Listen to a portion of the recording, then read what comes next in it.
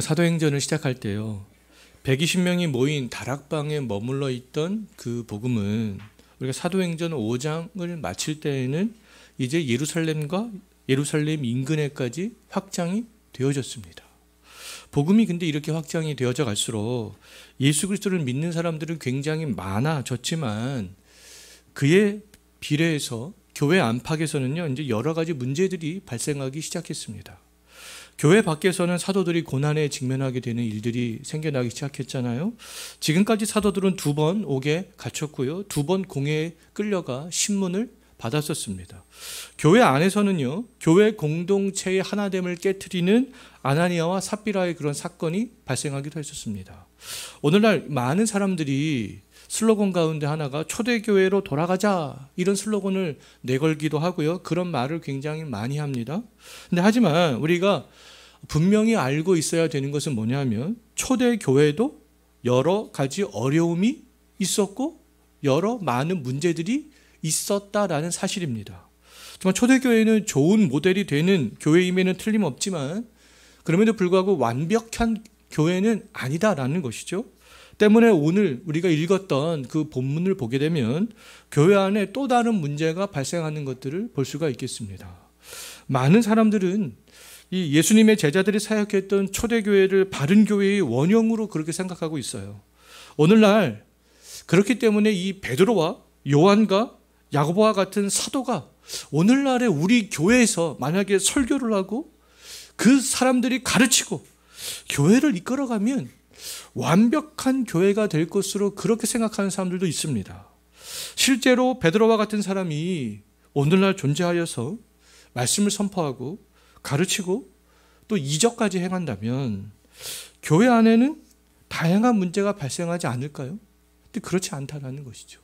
베드로가 살아 돌아와서, 만약에 살아 돌아올 수 있다면, 살아 돌아올 수는 없지만, 정말 그런 사람이 교회에서 곳곳에서 다 이런 역할을 한다면 교회 안에 문제가 없을 것인가? 근데 그렇지 않다라는 겁니다. 예수님 생전에 12명의 제자들은요, 예수님과 함께 다녔잖아요. 그 12명의 그런 제자 공동체에도 근데 문제가 있었어요? 없었어요? 문제가 있었습니다. 12명의 제자들은요, 예수님께서 선포하는 말씀을 들었고요, 예수님께서 직접 가르치는 말씀을 배웠고요, 예수님께서 행하시는 수많은 표적을 제자들은 봤습니다. 그럼에도 12 제자 공동체 안에는 문제가 늘상 있어 왔어요. 제자들은 서로 높아지려고 했고요, 세상에서 소외된 사람들이 예수님께 나온 것을 그들은 막았습니다. 또 다른 사람들과 갈등 상황들을 항상 그렇게 만들기도 했죠. 자, 어떤 교회가 되었든지, 어떤 사람들이 교회에 모여 있든지, 어떤 사람이 설교를 하고 가르치든지, 이 땅에 존재하는 교회는 다양한 형태의 문제가 발생할 수밖에 없다라는 사실들을 우리는 알고 있어야 되는 것이죠. 이 땅에 있는 교회는 타락한 인간의 본성이 있는 사람들이 모이는 곳이기 때문에 그렇습니다. 사랑이 넘치는 가정들 굉장히 많이 있잖아요. 주변에 보면 우리들 가정도 그럴 수 있지만요, 사랑이 넘치는 가정이라 할지라도 여러 가지 문제가 발생합니다.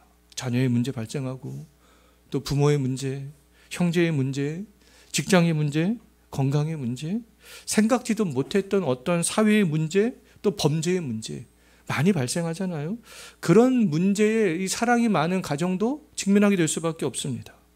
마찬가지, 이 교회도 마찬가지라는 것이죠.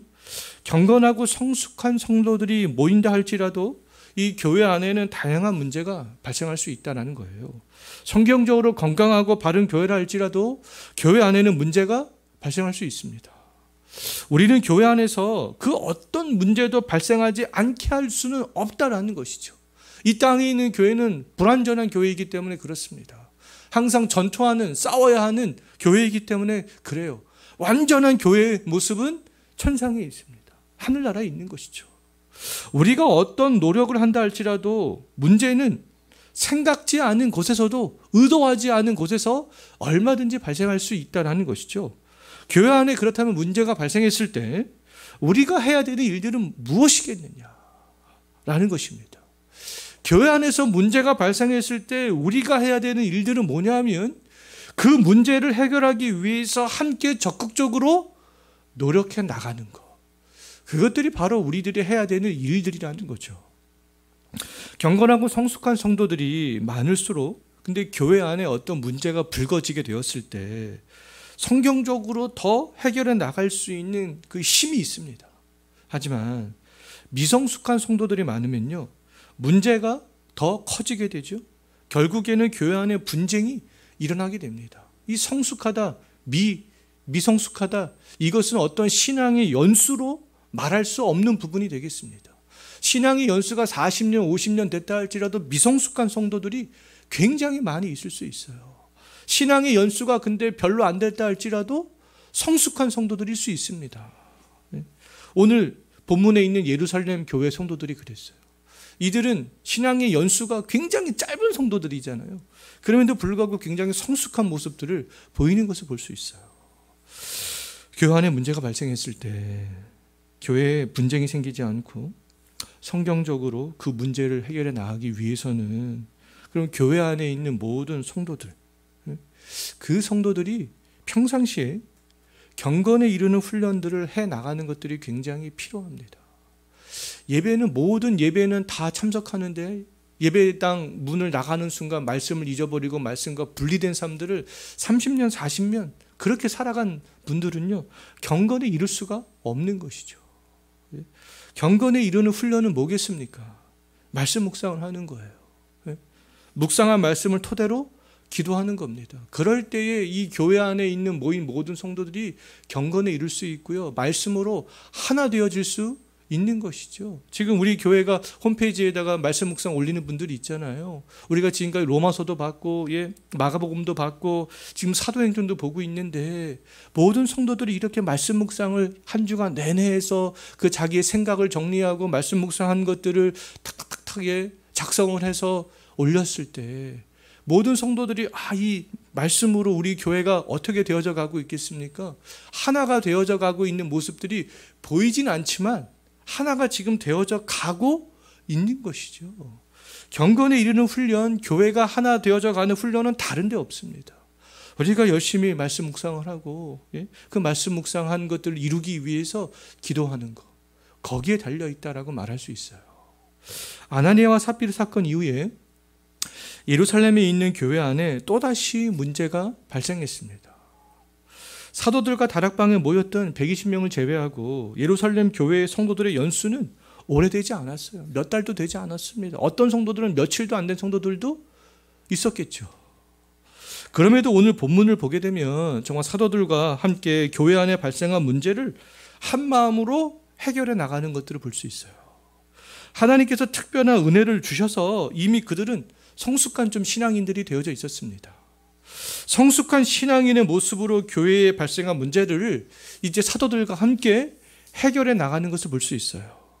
예루살렘에 있는 교회에 그럼 어떤 문제가 또다시 생기게 되었는지 1절 한번 보십시오. 헬라파 유대인들이 히브리파 사람을 원망하는 일들이 교회 안에서 발생했습니다. 이게 자칫 잘못하다가는 헬라파와 히브리파 유대인들이 딱 당이 나눠질 그런 위기에 직면하게 된 것이죠. 고린도 교회를 보게 되면 당이 완전히 나눠져 있었잖아요. 바울파, 게바파, 아볼로파, 그리스도파. 교회 안에 4개의 당파가 딱 나눠져 있어서 서로 교회가 고린도 교회는 분쟁을 했습니다. 근데 이 초대교회 처음에 원형이라고 말 수 있는 이 교회에도 지금 당파가 생기기 직전이었어요. 헬라파 유대인과 히브리파 유대인들이요. 당시 이 예루살렘 교회에는요, 히브리파 유대인과 헬라파 유대인들이 중심을 이루고 있었습니다. 히브리파 유대인들은 유대 땅에서 태어나서 히브리어를 사용하는 사람들이 히브리파 유대인들이 되는 거고요. 헬라파 유대인들은 유대 땅에서 태어난 사람들이 아니라고 할 수 있어요. 헬라파 유대인들은 다른 나라에서 태어나서 살다가 예루살렘으로 이주해 온 사람들이다라고 말할 수 있겠습니다. 헬라파 유대인들은 혈통적으로는 유대인이었지만 히브리어를 사용하지 못하면 말하자면 교포들이었던 것이죠. 히브리파 유대인들과 이 헬라파 유대인들 사이에서 발생한 문제의 발단은 무엇 때문이었습니까? 1절 말씀을 보게 되면 교회가 구제하는 일 때문에 발생했어요. 구제하는 일 때문에. 근데 이 히브리파 과부들과 헬라파 과부들 중에는 교회의 도움을 받아야 될 사람들, 가난한 사람들이 굉장히 교회 안에 많이 있었던 거죠. 그런데 어느 날부터 이 헬라파 과부들이 구제의 대상에서 자꾸만 제외되기 시작했습니다. 이 일로 말미암아 헬라파 유대인들이 히브리파 유대인들을 원망하기 시작했어요. 아마 구제의 그런 중추적인 역할을 감당했던 사람들이 히브리파 유대인들이었던 것 같습니다. 그러니까 자꾸만 헬라파 과부들이 자꾸만 구제 대상에서 지금 제외되는 일들이 발생하고 있는 것이죠. 자, 교회가 나쁜 일을 하다가 교회 안에 문제가 발생한 것이 아니잖아요. 지금 구제라는 그런 좋은 일 하다가 교회 안에 문제가 발생하게 되었다라고 말할 수 있는데요. 교회 안에서 발생하는 문제들은 꼭 나쁜 일을 통해서만 문제가 발생하지 않습니다. 이렇게 좋은 일을 열심히 함에도 불구하고 지금 문제가 발생하고 있는 거죠. 인간의 연약성 때문에 완벽하게 구제 일을 하지 못했던 거죠. 이로 인해서 히브리파 유대인들과 헬라파 유대인들 사이에 좀 이렇게 원망하는 그런 일들이 일어났고요. 교회 공동체에 이제 서서히 조금씩 균열이 가는 일들이 발생하기 시작했습니다. 교회가 이제 내 편과 내 편으로 그렇게 나누기 시작했던 것이죠. 교회가 내 편과 내 편으로 나뉘어서 싸우는 것은요, 이거 누구에게 영광을 돌리는 것이겠습니까? 이거 사탄에게 영광을 돌리는 거잖아요. 주께서 교회에 바라시는 것은 이 교회가 그리스도의 건강한 몸으로 서 가는 것이지, 교회가 분쟁함으로 서로 싸워서 균열이 가고 하나님의 영광을 가리우는 그런 일들을 하기를 주께서는 원하시 않으신다라는 것이죠. 그렇다면 이게 내 편과 내 편으로 지금 갈리워 있어도 교회가 해야 되는 일들은 뭐겠습니까? 어떻게 하면 우리가 이 문제를 잘 봉합해서 하나님께 영광을 올려드릴 수 있겠는가? 그것들을 함께 고민하는 거죠. 자기들의 주장만 서로 하는 것이 아니라 함께 고민하는 겁니다. 그래서 어떻게 하면 이걸 잘 봉합할 수 있을까? 우리 교회도 지금은 지금 나타나는 문제는 없지만 언젠가 문제가 생길 수도 있습니다. 생각지 않은 곳에서 좋은 일을 막 하는데 그 좋은 일 속에서도 문제가 얼마든지 발생할 수 있어요. 혹시 어떤 분들의 마음속에는 제가 알아채지는 못했지만 이미 문제거리가 자리를 잡고 있을 수도 있어요. 큰 것은 아니다 할지라도 작은 것이 어떤 것들이 자리를 잡고 있을 수도 있어요. 문제거리가 생기려고 할 때, 또는 이미 그 문제거리가 발생했을 때 우리 모두가 기억해야 될 것은 뭐냐면 교회의 하나됨과 하나님께 영광입니다. 영광. 교회의 하나됨을 유지하기 위해서, 그리고 하나님의 영광을 위해서 문제거리를 함께 해결해 나가려고 하는 그런 마음들이 모아져야 된다라는 것이죠. 교회 안에 문제가 발생했을 때 12사도가 문제를 해결하기 위해서 이제 어떤 조치를 취하는가? 2절 한번 보십시오. 어떤 조치를 가장 먼저 지금 취하고 있어요? 12명의 사도들이요? 먼저 교회 안에 있는 누구를 불렀습니까? 모든 제자들을 불러 모으잖아요. 그 문제를 해결하기 위해서. 12사도가 이게 불러 모은 제자는요, 교인의 자격을 갖춘 사람들입니다. 사도들이 증거한 복음을 믿고 세례를 받았던 사람들인 거죠. 사도들이 불러 모은 제자들은요, 오늘날처럼 막 세례를 남발하여서 교인의 자격을 갖춘 사람들이 아니에요. 교회가 믿음을 확인하고 검증한 사람들이었던 거죠. 12사도는 교회의 문제를 해결하기 위해서 이 교인의 자격을 갖춘 모든 제자들을 회집했던 겁니다. 그 회집한 이후에 교회에서 발생한 문제를 설명하기 시작합니다. 왜요? 설명해서 이해시키고 설득시키고 문제를 해결해 나가기 위해서. 12사도는 교회 안에서 발생한 이 문제를 제자들과 함께 해결하고자 이제 해결책들을 모색하기 시작했던 거죠. 교회의 문제를 해결하기 위해서 이제 12사도가 또 가장 먼저 한 일이 있습니다. 모든 교회 안의 제자들을 다 불러 모은 다음에 또 가장 먼저 한 일이 있는데요. 그 일이 무엇인가 2절 한번 보십시오. 무엇인 것 같습니까? 지금 앞에는 모든 교회 안에 지금 제자들이 모여 있어요. 그 제자들에게 가장 먼저 했던 일이 무엇이었습니까? 이 12사도가 가장 먼저 그들에게 말했던 것은 자기들의 사역이었습니다. 12사도의 사역. 하나님의 말씀을 증거하는 일들을 가장 먼저 생각하고 있었어요. 교회에서 발생한 문제는 뭐였습니까? 구제였잖아요. 구제를 하다가 문제를 발생했어요. 근데 그렇지만 이 12사도는요, 그 구제라는 문제만 지금 바라보고 있는 것이 아니에요. 12명의 사도는 지금 교회라는 전체를 바라보고 있습니다. 교회 전체. 교회 전체를 바라보면서 구제라는 문제에 이제 접근을 해 나가려고 지금 시도를 하고 있는 것이죠. 어떤 교회 성도들이 각각의 봉사 부서에서 일을 하다 보면 성도들은 자기 부서만을 바라보는 경우들이 있거든요. 왜 목사님과 당회가 왜 이거 이해를 하지 못하느냐. 자기 부서만 생각하기 때문에 그렇습니다. 근데 일단 1차적으로 목사는 교회 전체를 바라봅니다, 사실. 어떠한 부서도 중요하지만 교회 전체를 바라보면서 그 부서들을, 문제들을 해결해 나가려고 하는 것들, 그것들을 바라보게 되거든요. 자, 그러니까 12명의 사도도 교회를 먼저 바라봤어요. 그래서 교회를 바라보니 자기들이 해야 될 그 사명을 먼저 생각했던 거죠. 12사도는 교회 안에서 발생한 구제라는 지금 문제만을 바라보지 않고 있잖아요. 그래서 교회라는 그런 전체를 놓고 볼 때 12사도에게 가장 중요했던 것은 그럼 뭐였겠습니까? 4절에 보면 있잖아요. 그들이 교회라는 전체 맥락에서 볼 때 자기들이 해야 할 가장 중요한 사명을 말씀과 기도라고 생각했던 것이죠. 정말 우리들은 교회 안에 이런 문제가 발생했지만 그럼에도 불구하고 우리가 해야 되는 일들은 말씀과 기도에 전념하는 일 같다. 지금 교회에 모인 제자들에게 그것을 설명하고 있는 거죠. 예루살렘 교회가 세워지기 전에 정말 사도들은 복음을 증거하는 일만 하면 됐습니다. 그러나 이제는 예루살렘의 교회라는 그런 조직이 세워지게 되었잖아요. 그리고 많은 사람들이 이 교회를 중심으로 모이게 되었습니다. 많은 사람들이 이제 교회에 모이자 교회 안에는 이제 구제를 받아야 될 사람들이 생겨나기 시작했던 거죠. 사도들은 이렇게 교회가 커지고 다양한 사람들이 모일수록 해야 할 다양한 일들을 근데 먼저 생각하지 않았습니다. 교회가 이렇게 세워지고 교회가 커지네. 사람들이 모이네.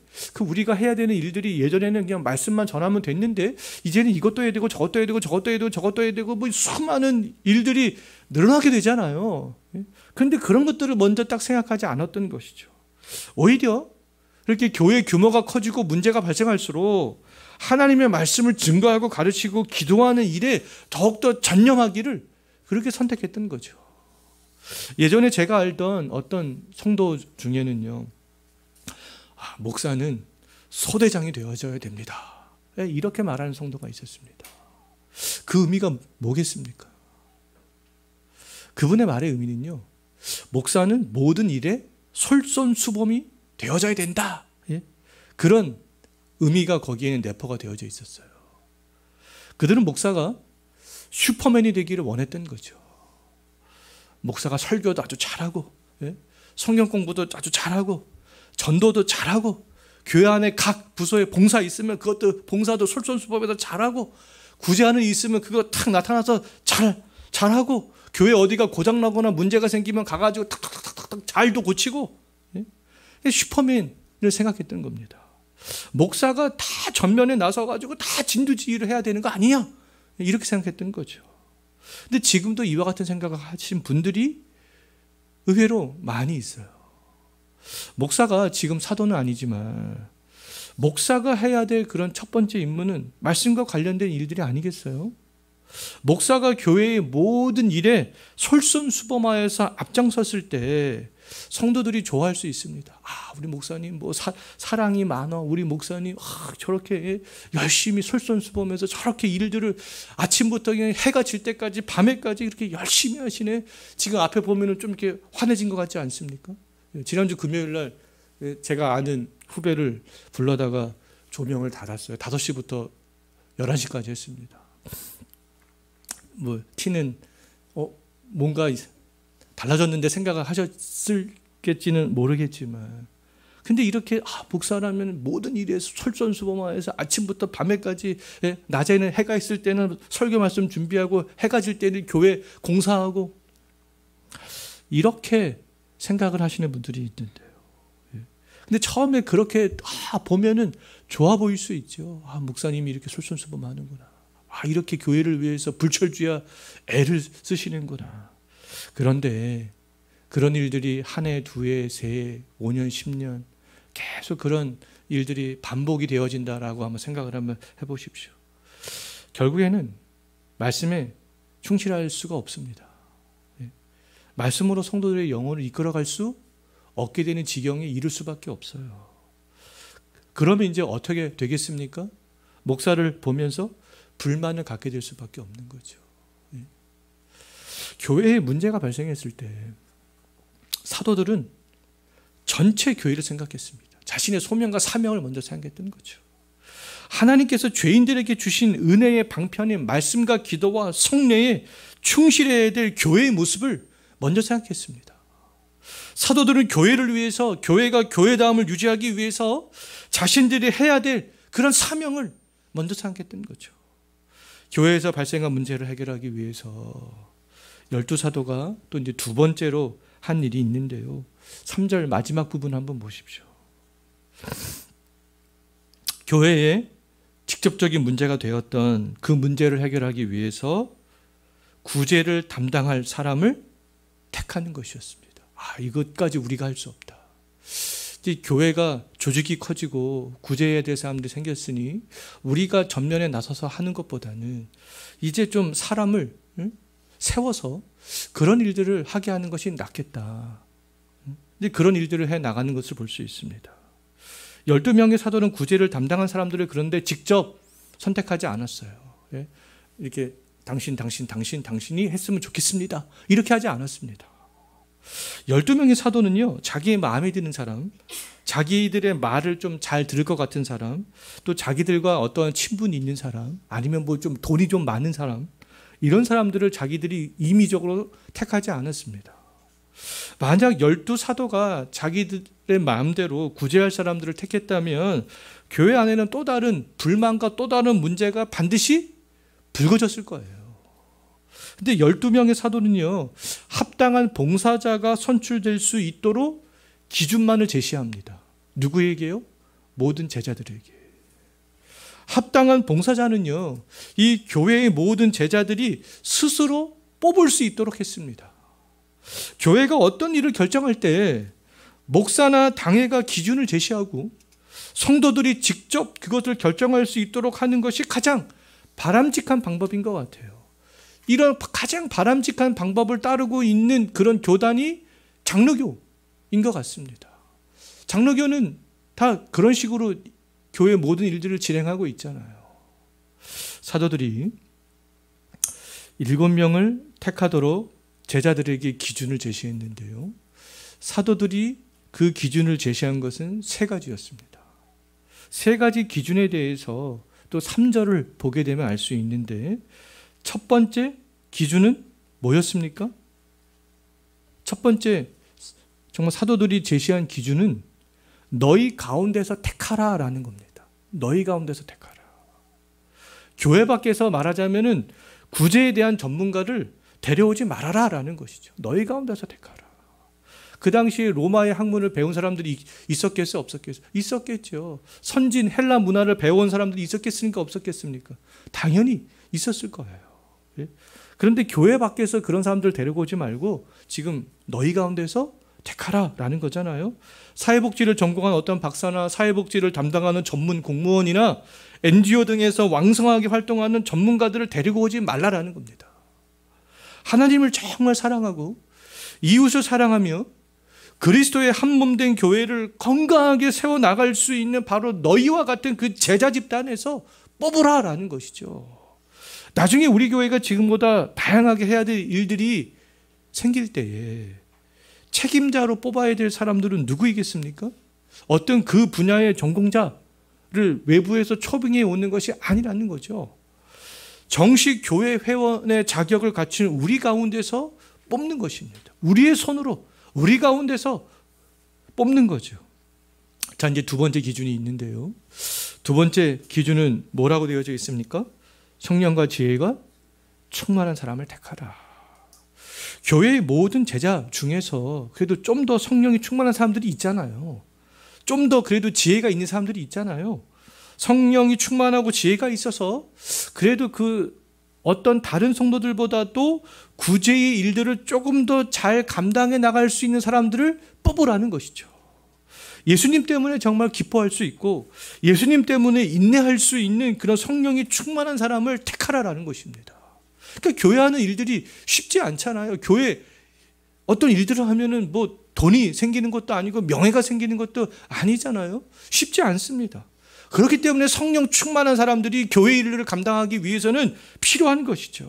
정말 예수님 때문에 기뻐할 수 있고 예수님 때문에 인내할 수 있는 그런 사람들이 필요한 것입니다. 세상 전문가들처럼 어떤 전문적인 식견은 없다 할지라도 또 지혜롭게 맡겨진 사명을 좀 잘 감당할 수 있는 사람을 그래도 또 우리가 뽑는 것도 굉장히 중요합니다. 구제할 인원수를 좀 잘 이렇게 파악하고 필요한 비용을 잘 계산하고 지출하고 또 구제에서 누락되는 사람들이 있다면 그 사람들을 잘 파악하여서 도울 수 있는 방안을 마련하는데 지혜를 발휘할 수 있는 사람, 그런 사람들을 뽑는 것이 굉장히 중요하지 않겠어요. 또 세 번째 기준이 있는데요. 세 번째 기준은 3절에서 뭐라고 말씀하고 있습니까? 다른 사람들에게 칭찬받는 사람이다. 교회 회원의 자격을 갖추고 있고 성령과 지혜가 충만하다 할지라도 다른 사람들에게 칭찬받지 못하면 교회의 일꾼으로 합당하지 않습니다. 다른 사람에게 칭찬받는 사람은 다른 사람들이 다 신뢰한다는 그런 증거가 아니겠어요? 누가 보더라도 신뢰할 수 있는 그 사람을 뽑을 때에 그 사람이 교회 안에서 행하는 모든 일에 대해서 믿음을 가질 수 있게 되는 거 아니겠습니까? 자, 교회 안에 문제가 발생했을 때 12명의 사도는 문제를 해결하기 위해서 노력했잖아요. 모든 제자들도 이 교회 안에서 발생한 문제에 대해서 정말 사도들의 말에 공감하면서 교회의 문제를 해결하기 위해서 동참했습니다. 교회에 문제가 이렇게 발생한다면 온 교회는 적극적으로 문제를 해결해 나가야 되는 것이죠.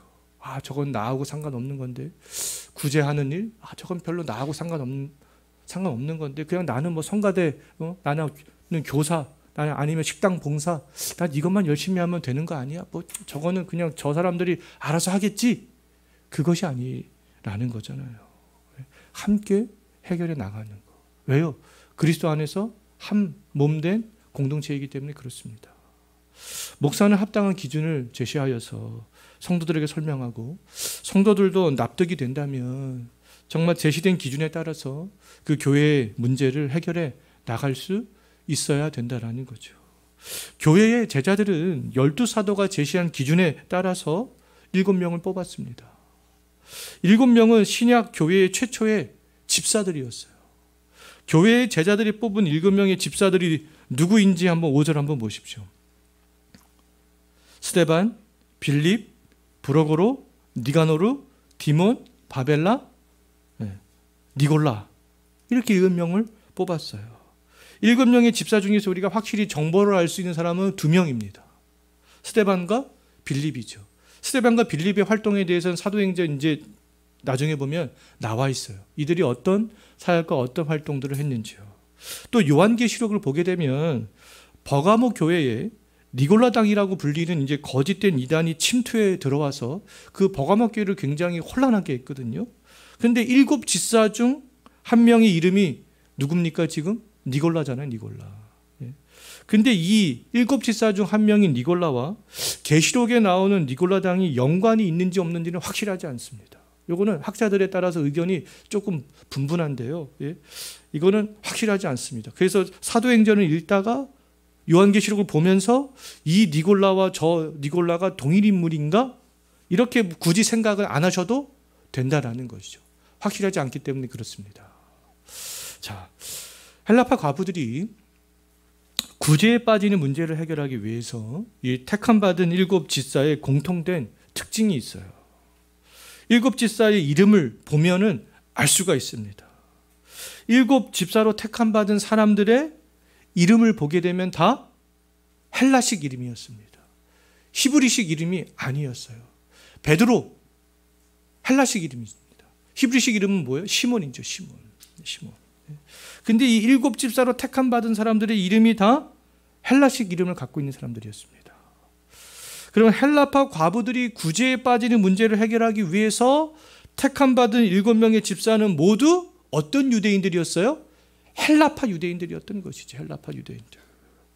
예루살렘에 있는 교회의 제자들 중에는 헬라파 유대인들보다 히브리파 유대인들이 훨씬 더 많지 않았겠습니까? 지금 장소가 어디예요? 예루살렘이잖아요. 그럼 예루살렘에 어떤 사람들이 훨씬 더 많았겠어요? 히브리파 유대인들이 훨씬 더 많았겠죠. 그럼에도 불구하고 이 헬라파 유대인들이 전원 택함을 받았습니다. 성도들에게 택함을 받았죠. 이렇게 헬라파 유대인들이 택함을 받았던 것은 그동안 헬라파 과부들이 구제 대상에서 빠진 것에 대한 히브리파 유대인들의 배려일 수도 있습니다. 우리가 그동안 조금 헬라파 과부들을 너무 제외했구나. 그럼 우리가 하는 것보다 이 헬라파 유대인들이 이 일을 맡으면 훨씬 더 잘할 수 있겠구나. 그래서 이 히브리파 유대인들이 그런 생각을 하고 헬라파 유대인들을 전원 뽑았을 수도 있는 것이죠. 근데 이것은 추측일 뿐이고요. 또 다른 한편으로는 이 교회의 제자들이 12사도가 제시한 기준을 철저히 따랐다는 증거일 수도 있습니다. 지금 제자들이 3가지 기준을 제시했잖아요. 그러니까 거기 모여있던 제자들이 이 3가지 기준들을 자기들이 각 개인들이 하나씩 생각하다 보니까 헬라파 유대인들의 이름이 떠오를 수도 있었던 것이죠. 결과적으로 히브리파 과부들이 더 많은 상황에서 헬라파 유대인이었던 7명이 택함을 받았음에도 교회에 있던 모든 제자들은 그 누구도 불만을 제기하지 않았습니다. 모든 제자들이 결정된 사항을 따랐던 것이죠. 택함 받은 7명의 집사들도요, 이 맡겨진 사역들을 잘 온전히 감당해 나갔어요. 이와 같이 모든 성도들이 교회 안에 발생한 문제들을 함께 모여서 적극적으로 해결해 나갔을 때 교회에도 이제 변화가 왔습니다. 그 전에는 갈등의 상황이 막 불거지려고 했었잖아요. 근데 이렇게 온 교회 성도들이 함께 모여서 이 문제를 잘 해결해 나갔을 때 교회에 새로운 변화가 오게 되었어요. 어떤 변화가 오게 되었는가? 7절 한번 보십시오. 어떤 변화가 오게 되었습니까? 하나님의 말씀이 점점 왕성하여 제자의 수가 더 심히 많아졌다. 이렇게 말씀하고 있잖아요. 심지어 어떤 사람들까지 예수님의 말씀에 복종했다고 했는지 다시 한번 7절 한번 보십시오. 어떤 사람들까지 복종하는 일들이 생겨나기 시작했습니까? 제사장의 무리까지도 예수님의 말씀에 복종하게 되었다. 이건 완전히 놀라운 일들이 아니겠어요. 제사장들은 누구였습니까? 예수님을 십자가에 못 박아 죽이는데 앞장섰던 그런 사람들이었잖아요. 정말 사도들을 옥에 가두고 공회에서 신문했던 그런 장본인들이었습니다. 그런데 이러한 제사장의 무리들까지라도 예수님을 믿게 되는 그런 일들이 생겨나기 시작했던 것이죠. 온 교회가 이렇게 교회에 발생한 문제를 해결한 이후에 제사장의 무리가 개종을 하는 놀라운 일들이 발생하기 시작했습니다. 지금까지 성전이나 회당 중심으로 모였던 유대인들 공동체에서는 이와 같이 구제의 대상에서 빠진 사람들의 문제를 해결해 본 적이 없었던 것이죠. 그러면 제사장의 무리들과 유대인들은 지금까지 한 번도 경험해 본 적이 없는 일을 교회 공동체가 이렇게 하나씩 해결해 나가는 것들을 보면서 경험하게 됐습니다. 그 과정들을 이렇게 쭉 보게 되었던 거죠. 교회가 세상과는 다른 공동체라는 것을 경험하게 되었던 거죠. 오늘 우리가 살펴본 1절부터 7절까지의 말씀은요, 시작과 끝이 동일합니다. 1절과 7절이 동일해요. 1절을 어떻게 시작하고 있습니까? 그때에 제자가 더 많아졌다 이렇게 시작하고 있잖아요. 7절은 어떻게 끝났습니까? 제자의 수가 더 많아졌다 이렇게 끝나고 있습니다. 단순히 이것은 교회에 출석하는 교인이 많아진 것이 아니에요. 제자가 많아졌다 이렇게 말씀하고 있잖아요. 제사장의 무리까지라도 제자가 되었다. 예수님을 전심으로 믿는 그런 사람들이 많아졌다라는 것이죠. 6장 1절의 말씀은 5장 42절과 연결되는 말씀이 되겠습니다. 5장 42절에서 어떤 일들이 있었어요? 날마다 어디에 있든지 예수는 그리스도라고 가르치고 전도했을 때 제자가 더 많아졌던 거죠. 그리고 교회에서 발생한 문제들을 온 성도들이 함께 해결해 나갔을 때 제자의 수가 더 많아지고 제사장의 무리까지라도 예수를 믿는 사람들로 변화가 되었던 것입니다. 이와 같이 그렇다면 교회가 본질에 충실할 때 제자의 수는 자연스럽게 증가하게 된다라는 거예요. 사람들이 많아지기 위해서 이런 행사도 하고 저런 행사도 하고 이런 프로그램도 하고 저런 프로그램도 하고 그렇게 하지 않아도 교회가 이렇게 본질에 충실할 때 어디에 있든지 모든 성도들이 예수는 그리스도라고 증거하고 가르치고 교회의 문제가 발생했을 때 한국에 있는 모든 교회들이 성경의 말씀의 원리에 따라서 그런 문제들을 잘 해결해 나갈 때 제자의 수는 자연스럽게 많아지게 된다는 것이죠.